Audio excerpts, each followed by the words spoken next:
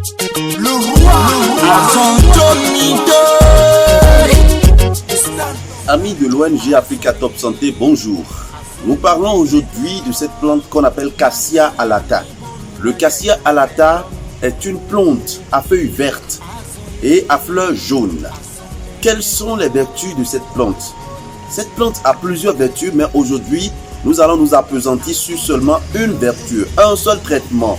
Pour ceux-là qui ont un dysfonctionnement du foie, ceux-là dont les foies ne fonctionnent pas très bien ou qui connaissent de ralentissement dans le bon fonctionnement de leur foie.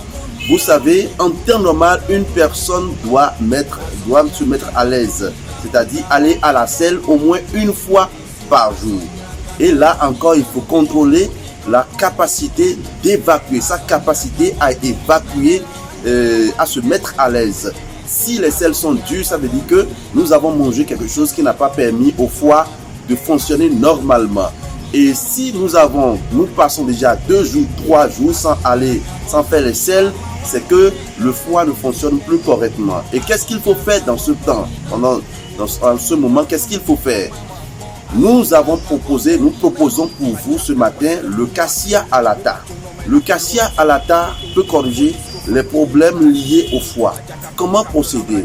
Vous cherchez les feuilles du Cassia alata que vous lavez correctement.